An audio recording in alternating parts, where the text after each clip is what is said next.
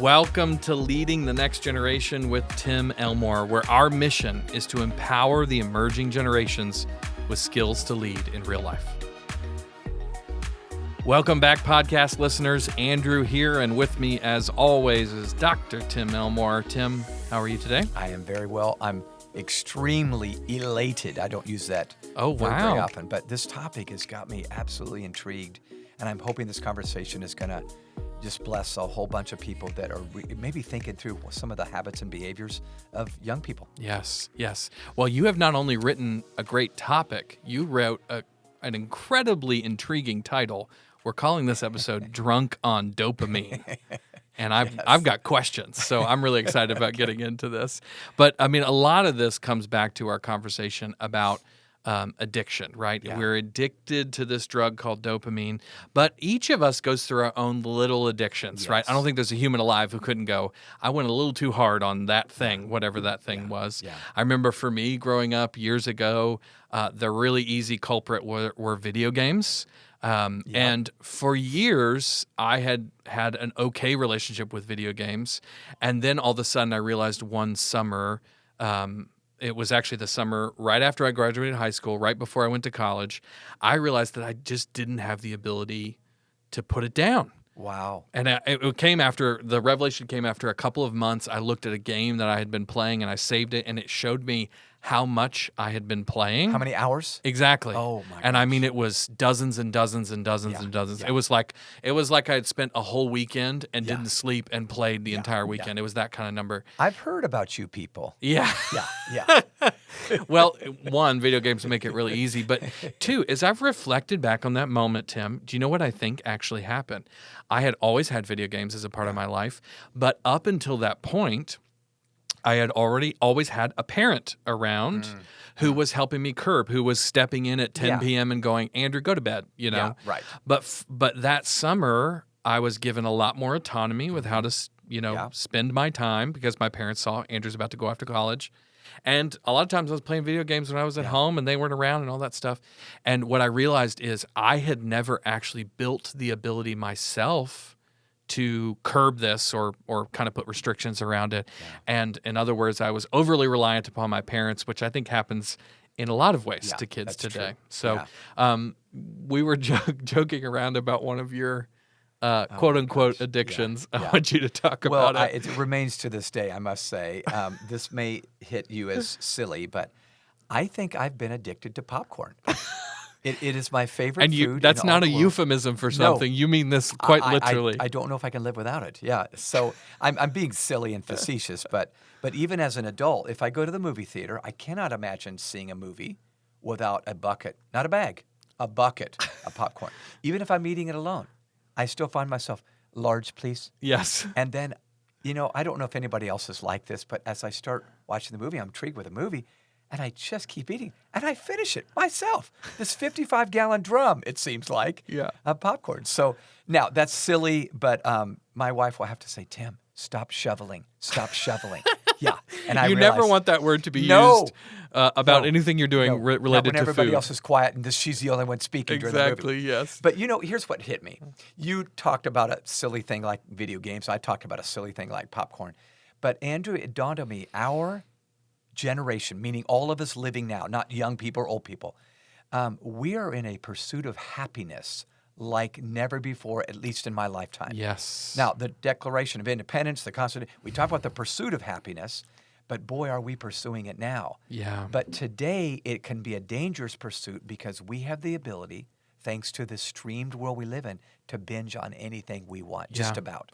Yeah, and I think that's a topic we might have discussed before, but it's such a wild thing to me that if you had used the word binge to describe any activity before Netflix came around, it would have been in the negative, right? That's right. They binged on food. They binged on drinks. They binged smoking or whatever. Exactly. Yeah, that was always a negative connotation, and now it's become almost like a badge of honor for a lot of people. Yeah, or at least normalized. Yeah. So we live in a society that loves to binge. That's a premise, listeners. I just want you to, if you're not buying into it yet, you'll buy into it by the end of this because we're going to show you. But we love to binge on things we like, whether it's a video game, popcorn, you name it.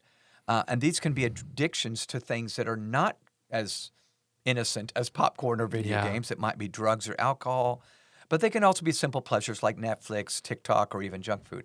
But the point is the binge component of this equation and what it does to the chemicals in our body has led to a very potential problem that I don't know if we put our finger on yet until this research from Stanford, which we're about to talk about, came out. Yeah, that is such a fascinating concept. If we don't think about the implications of this new rabbit hole we're going down, obviously this has a big effect on adults. Yeah. But man, an even bigger effect on students, No right? doubt. Because they're in some of the most formative years where the neural pathways are being built, and Yeah. some of those may be a lot harder to rebuild if we don't get this right. No doubt.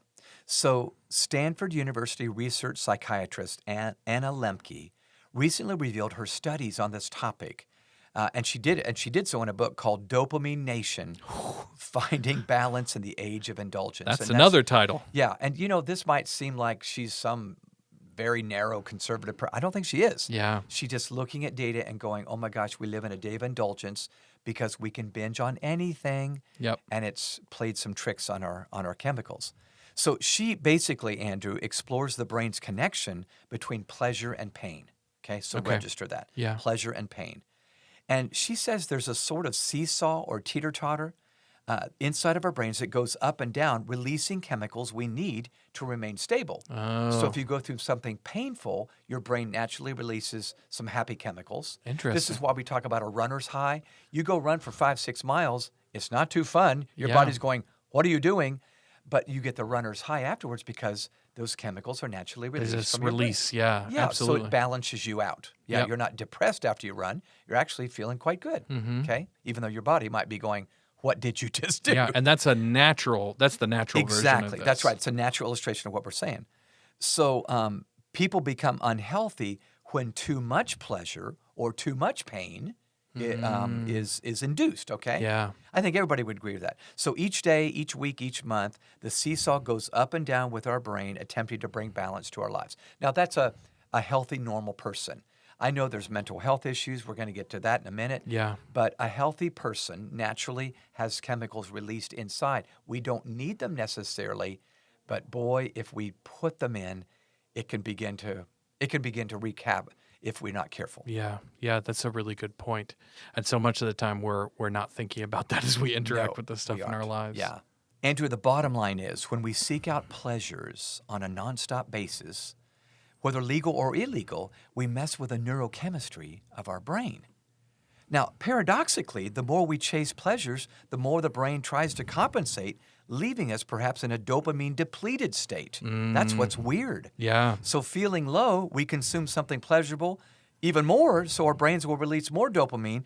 We feel happy. We have easy access to the stimuli. We can binge on it, throwing our dopamine levels off. It's like this teeter-totter going up and down, up and down, up and down. So let me give you an example. Drug use impairs dopamine to the point that the brain can seek out that substance over anything else, hence addictions. Yeah. And we must choose to stop. I must choose to stop the popcorn, dare I say, or you, the video games. I'm sorry, I should be making jokes. Yeah. So in recovery, dopamine won't heal on its own, but we must reset its levels with patience by introducing healthy daily behaviors in our routine. In other words, it's not going to happen overnight, Yeah. right? So instead of artificially stimulating this seesaw effect, we've got to stop. In other words, take a break and let these things sort of reset themselves on their own. Yeah. And probably that period while we're waiting is going to be a little difficult, is my guess. Yeah, I think so. So let me kind of bottom line the issue, and then we're going to go into what do we do, okay? Yeah. So I want to talk about this internal teeter-totter or seesaw that I mentioned earlier. Really, this is not Anna Lemke's term. It's my term. But you see, our brains have natural ways, as I've mentioned, to keep us chemically balanced. Those happy chemicals, which we've all heard about, such as dopamine, serotonin, endorphins, and oxytocin, enter our systems as the brain sees fit, okay? As I said, it's like a teeter-totter. When one side goes up, our brain compensates and sends the other side down and vice versa. When we decide to go running for 3 or 4 miles, as I said, we have this runner's high that follows because it was pain and then pleasure, all right? So our problem is, once again, in our day, we can hinder our brain's balancing act because we can stream and binge on just about anything. And Andrew, you've heard me say this a million times. Please forgive my redundancy and my repetition. See what I did there? I did, yeah. We live in an on-demand world, an instant access world. So if I like something, I watch my kids do this. They're in their 30s, but ooh, I want to watch that again. Want to watch that again. When I was growing up, I couldn't watch. Yeah. When I was in elementary school, in the 1960s, mind you, I loved Batman. Batman was on 8:05 on Tuesday nights. I'd be out playing with my friends. At 8 o'clock, I'd go, guys, I got to go. Batman's on. That's right. So I'd go inside and watch 30 minutes of Batman. I couldn't say, ooh, I don't want to watch another episode now at 9. Or I couldn't. I had to wait till next week. And in some sense, that was good for me. Yeah. It's like broccoli. It was good for me. Yeah. But we don't have to wait now. Yeah. And everybody that's listening has thought about this, but I want to talk today about what it does to us and how I'm going to make a case for leading ourselves and then leading others into this moderation world rather than this binge world. You know, another perfect analogy, and you're probably going to speak to this in just a minute, but another perfect analogy I think of is food, right? If I take a bite of something, chocolate or whatever, I go, ooh, that's good. The absolute worst thing I can do is keep eating chocolate. That's right. It doesn't make you feel any better. It doesn't whatever, but your brain is telling you, I want more of this. Yeah. And I think in a lot of ways that's a parallel for what many of us do with online stuff. And what just came to my mind as you said that was, if I like chocolate or popcorn for that matter, I satisfy my appetite, but an appetite is designed very interesting. You satisfy it temporarily, but it actually creates a deeper appetite. You know, isn't that true? Yeah, it's true. You just want it more. Yeah. So, and I'm telling you, folks, you know this, but we could be talking about almost anything, but let me just list a few. Narcotics, pornography, alcohol, prescription meds, erotic novels, Netflix. And I'm not a naysayer. I'm not your grandpa. But let's just be honest. We can do anything without anybody putting the guardrails up because the guardrails have gone. Yeah. So I believe, Andrew, we are pleasure seekers today. Yep. Let's just admit it. And leading ourselves now is harder than it was 50 years ago when I was growing up. I want you to say that again because I think this is one of the fundamental truths of what you're trying to say in the podcast today from my perspective. So say that line again. Okay. Leading yourself now is harder than it was 50 years ago. We have more leisure time than past generations. 100 years ago, they didn't worry about leisure time. There was very little of it work on the farm, you know? Yeah. So, but we think about it a lot now. We have so much. Everything's been automated and mechanized and by technology and machines. So I'm just making the case. It's our need now at moderating our search for pleasure and ease. That's what I'm arguing for, and I actually think it's healthy, not antiquated. Yeah. So as life gets easier and more pleasurable, the need for us to learn better self-leadership and self-management becomes even more and more essential. Yeah. Here is proof from research. So Andrew, 20 plus years ago, global studies on the subject of happiness. They've been around now for a while. Folks studied different nations and their happiness levels by interviewing people in each of those nations.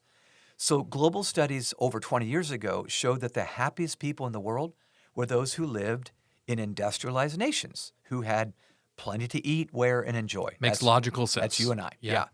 We reached a tipping point 10 to 12 years ago where these rich nations began becoming less happy than poor nations. That doesn't make sense. Yeah. But I know it sounds cliche, but haven't you and I both visited developing nations go, I think they're happy over there. It's the happiest person I've ever met. Than we are here. Yeah. So it's kind of strange. But here's the deal.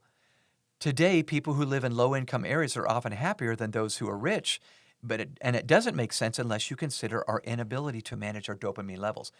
They are waiting over there. We're not waiting over here. So it becomes weird. And Andrew, I'm going to propose something that's not in the notes. I want you just to give your reaction to it, okay?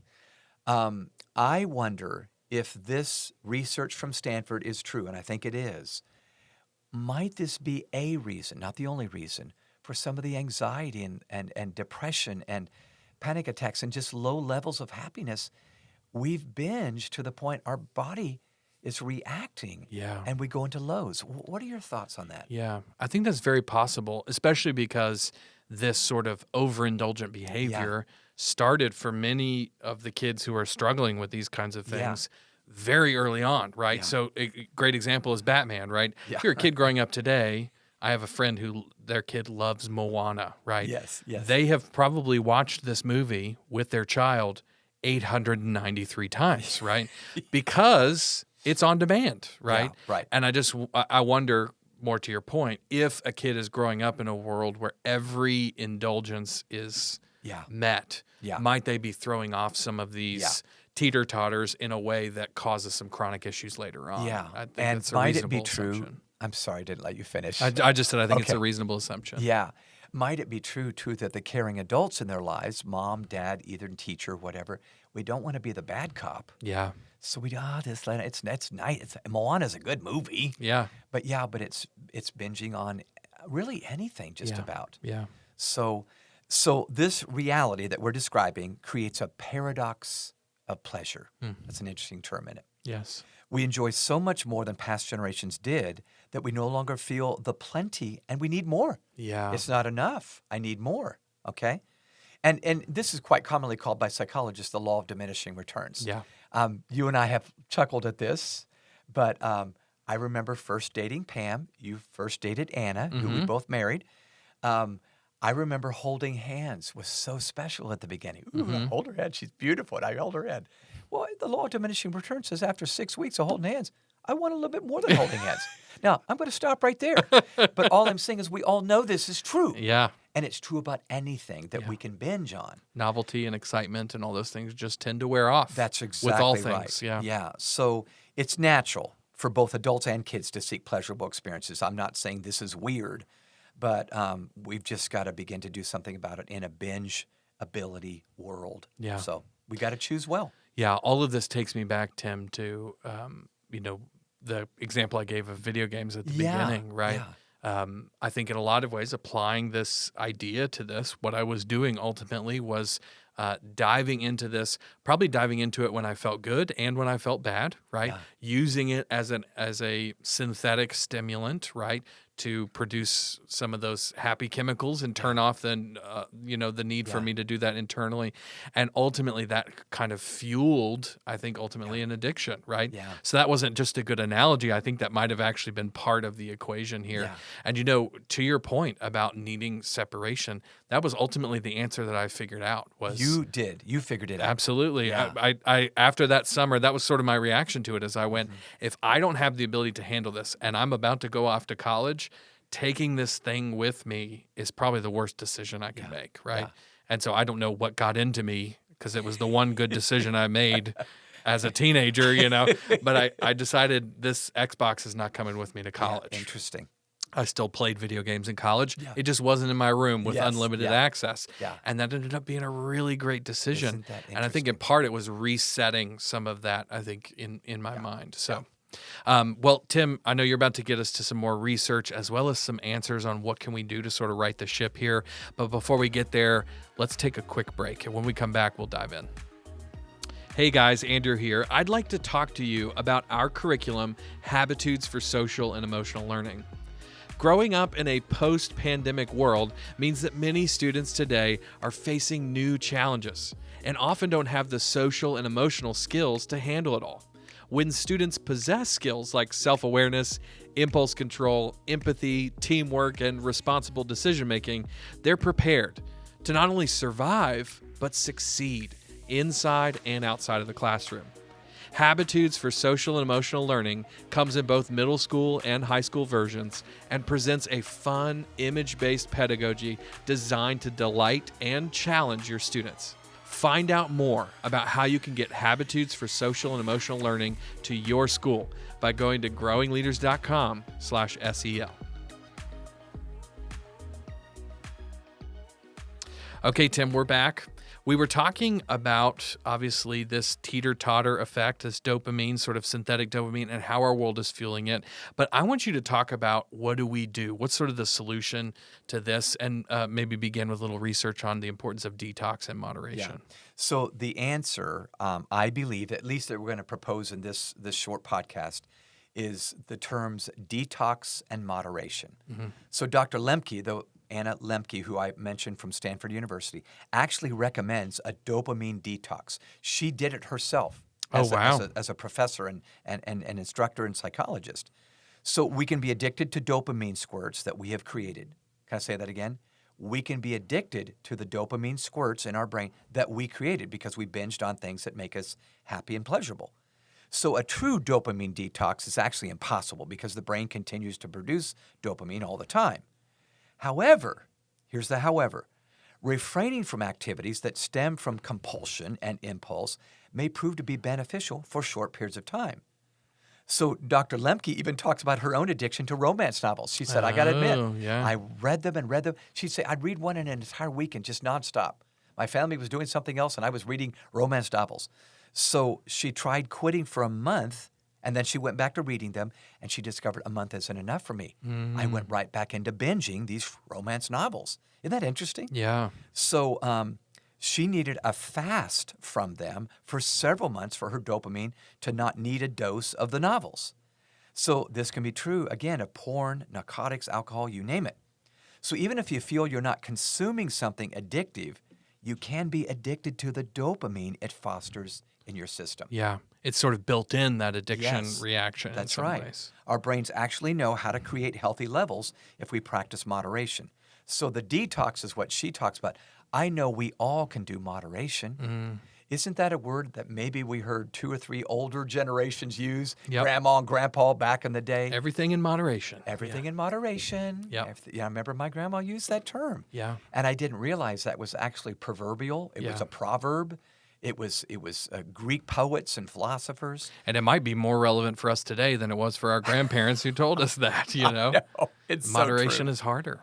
So Dr. Lemke uses a psychological term for moderation, self-binding techniques. Doesn't that sound like a big 50-cent Oh, term yeah. that only a doctorate would be able to have? Yes. Self-binding. So we bind ourselves. People create both literal and cognitive barriers between the extreme pleasures they might enjoy and their consumption of them.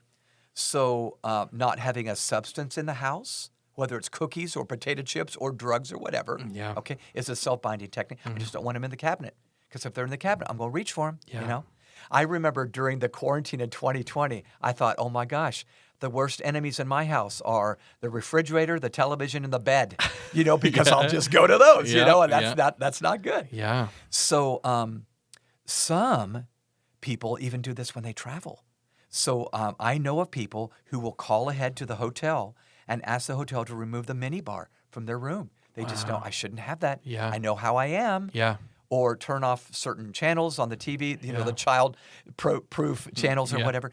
All these are self-binding techniques, or can we say the term moderation? Yeah. They might also put in the kitchen safe and make sure that they don't know the combination, you know, Yeah. all those things.